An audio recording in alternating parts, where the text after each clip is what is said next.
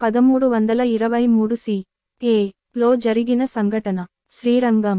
తమిళ మాసం వైకాసి సందర్భంగా శ్రీరంగంపై ఢిల్లీ జిహాదీ దురాక్రమణదారులు దాడి చేశారు.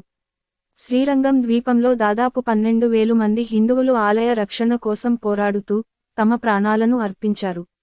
జిహాదీ మూకలు ఆలయంపై దాడి చేసి రంగనాథస్వామి ఆభరణాలు, ఆలయ బంగారం ఎత్తుకెళ్లారు. బలగాలు విష్ణుమూర్తిని కూడా స్వాధీనం చేసుకోవాలనుకున్నాయి.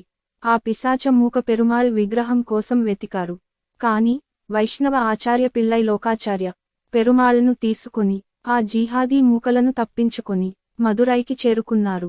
1323లో శ్రీరంగం నుండి బయలుదేరిన నంపెరుమాళ్ అని పిలువబడే విష్ణుమూర్తి 1371లో మాత్రమే తిరిగి వచ్చారు.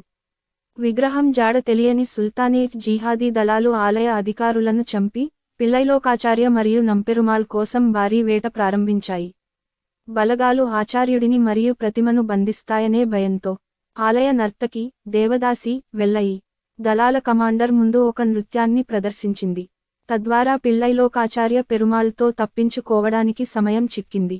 ఆమె నృత్యం గంటల తరబడి సాగి చివరకు సేనాపతిని తూర్పు గోపురం వద్దకు తీసుకెళ్లి నిలువెల్లా మొహంతో నిండిపోయిన ఆ జిహాదీ పిశాచాన్ని కిందకు తోసి అతన్ని చంపిన తరువాత ఆ అపర మోహిని అవతారమైన వెల్లాయి రంగనాథర్ నామాన్ని జపిస్తూ తూర్పు ముఖద్వారం యొక్క గోపురం పైనుంచి కిందకు దూకి చనిపోయింది.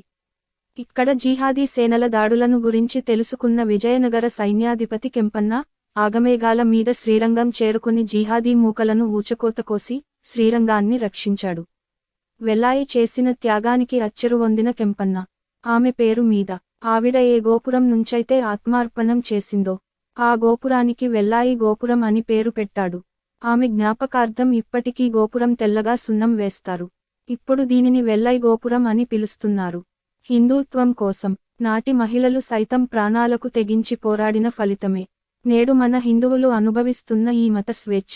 మతం మారి అటువంటి త్యాగదనుల త్యాగాలను అవహేళన చేయకండి.